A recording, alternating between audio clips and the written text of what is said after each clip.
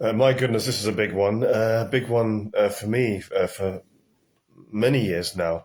I'm going to try and get to the point. I think we probably need at least two or three individual live videos for this one. Obviously, there are so many facets to it. I did promise I would do a vlog on this the other day because I went and shared a post which sort of was asking, well, what did Jesus Christ actually say? Well, that's written down, obviously, that we can read. That's written in the Bible anyway. What did he actually say on the subject of homosexuality? And it appears from what's written down, nothing at all. And I shared this post, and obviously it's provocative and maybe surprising for many as well, because people associate the Bible with anti-gay things, don't they? The Bible, people think the Bible is against homosexuality, and if you're a Christian or if you're a believer or if you're if you believe in God or Jesus, you can't be a Christian as well. I've always disputed that. I've been disputing that from probably since my teen years, getting to the point quickly, as I said, because you probably need two or three videos at least on this. In my view, and I've thought this for many years, didn't have any particular influence from anybody. I wasn't sort of brought up strongly religiously, a sort of fairly sort of liberal Anglican Christian upbringing, sort of live and let live. When I say liberal, I mean, sort of Christianity, but in the real world kind of thing, nothing fanatical, you might say. But I've always thought that the Bible has been taken out of its historical and cultural context on this particular subject. And some things in the Bible are universal and timeless. They apply to as much now as they did back then. They're timeless and universal. They apply to life at any time, and to the human race and human life at any time at all. But other things in the Bible need to be looked at, in my view, in their historical, cultural context, the culture and the period in which they were written. Some things are universal, but some things are not. Some things in the Bible are not relevant to today and are not useful today. We know that because some of the things in the Old Testament are not applicable at all to today, and any suggestion that they are would be outrageous. And I do believe that homosexuality has been, the Bible has been used to attack homosexuality, and for some Christians in some churches throughout history to attack gay people, and it's, in my view, it's pretty evil. Very evil. Okay, nowadays there's not much of that, but there are certain scriptures in the Bible which have been taken out of their historical, cultural context, in my view, which have been used to attack homosexuality and condemn homosexuality, and of course gay people, and all the terrible, terrible damage that's done to gay people over the years who can't change what they are. They were, born that way. These scriptures that are being used are terribly brief. I mean, homosexuality is mentioned very, very briefly in the Bible. These are my views, and I'm always up for polite and respectful debate. This is not about attacking anybody. This is about I have very, very strong convictions, very strong views, but always up for respectful debate. No one's being shouted down or silenced or shut out or anything. But these are my strong views. These scriptures in the Bible are extremely brief, just a few lines, very, very brief, isolated scriptures on the subject. And the fact that Jesus, of all the things he talked about, he never mentioned this subject might tell you something.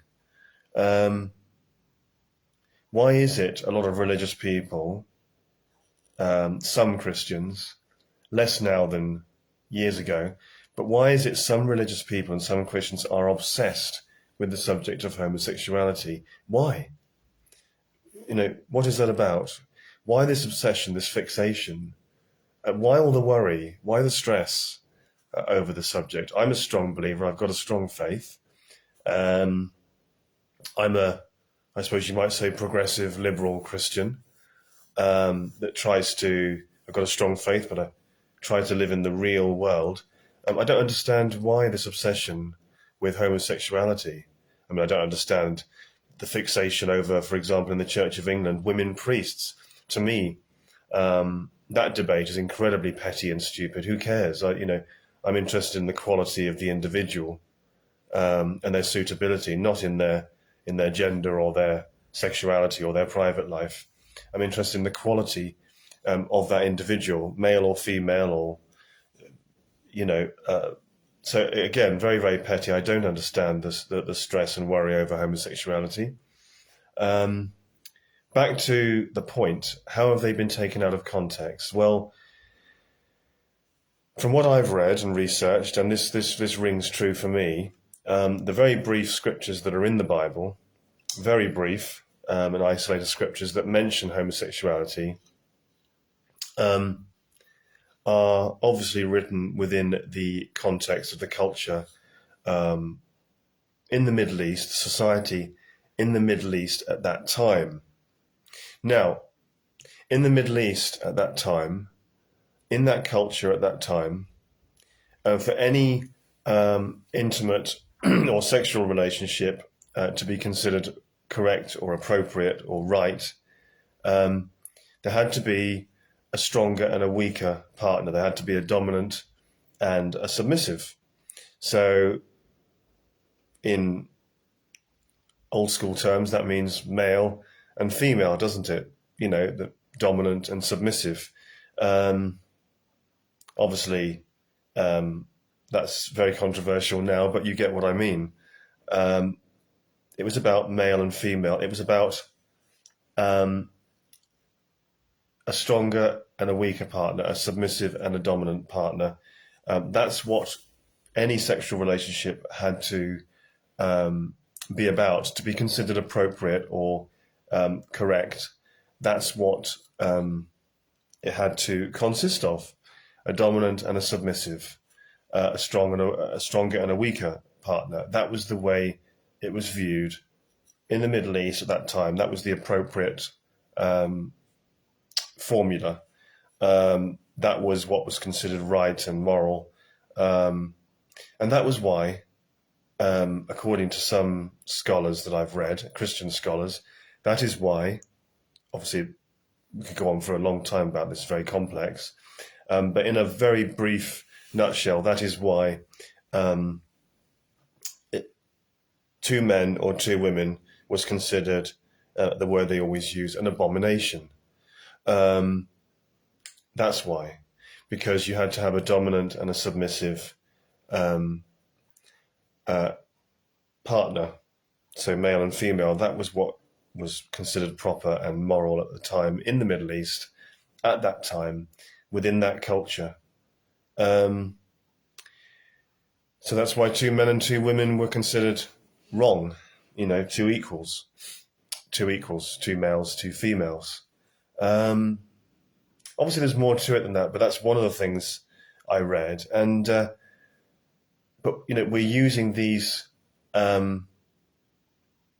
isolated, brief scriptures in the Bible, written a long time ago. And as I said, some things are timeless and universal. They apply to now as much as then. But there are other things which, in my view, don't. And we're applying those very brief, isolated scriptures on homosexuality, written in a totally different culture at a totally different time, as a kind of blanket, universal rule and condemnation of homosexuality in, I don't know, in Europe in the 20th and 21st centuries. I mean, even in the 19th century, that might have seemed out of date and irrelevant, or the 18th century, let alone now.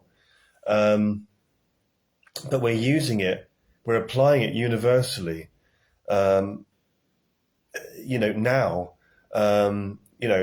globally and universally, we're applying those scriptures to criticize and condemn gay people and homosexuality. And and also, we also have to use our intelligence, our intellect, our brains that we were given. Surely, if there is a God, he'd want us to think as well for ourselves and study things with an honest, reasonable mind.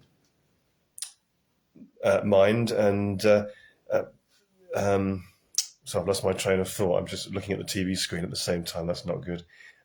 Surely morality, what is good or bad? How do we decide what is good or bad? What is morality? Well, surely is any harm being done? Is something or a behavior or something of detriment to anybody? Is it harming anybody? Is it damaging anybody? And that includes yourself. Is it damaging yourself? Is it damaging anybody else? Is it of detriment? And if the answer is no, then how can something be immoral? If you're not harming yourself or someone else, or not, there's no detriment to you, yourself, or anyone else. How can that be immoral? And with gay people, we're talking about probably 10% of the population at the most. I don't know the statistics. How would you ever know the statistics, really? And of course, a lot of people are bisexual to some extent as well, and that's nothing new or modern. To me, that's quite normal and natural. There's a lot of that as well. But gay people make up about 10% or less of the population. They've always been a minority, always will be. So how is that a problem for society? How is that detrimental to society? And how is that harming anybody? As I said, some things in the Bible need to be looked at within their historical, cultural context, in my opinion. And we should also be looking at the Bible with an open and discerning mind. What rings true for us, what doesn't ring true for us, what do we agree with, what do we disagree with? And that's not being airy-fairy or picking and choosing. That's just being honest. I mean, my views are honest. I'm not sort of choosing to go against the Bible, or not choosing a view to suit myself. I'm just saying what I honestly think after having studied and read, like a lot of people. And some things in the Bible apply very much to now, very universally, but other things need to be looked at within their culture and the period they were written in. And those scriptures on homosexuality, from what I've read, and this rings true for me, please challenge me if you don't see it the same way, but these scriptures have been taken out of context and used and abused to abuse, not so much nowadays, but much more in the past, to abuse gay people, lesbian people, and the horrific results that has brought about for people, psychologically, emotionally, even led to suicide. I just cannot believe. I really struggle to understand the views of some Christians, on homosexuality. But I think I've got to about 15 minutes now, so we'll have to do a couple more videos on this because I've waffled and I tried to get to the point. But yeah, those scriptures have been taken wildly out of context and abused, applied universally when they shouldn't be, and it's a huge scandal, and it's always bothered me because I'm a believer, and gay people are in a minority. They always have been. Nothing's ever going to change that. It's always been there, always will be there.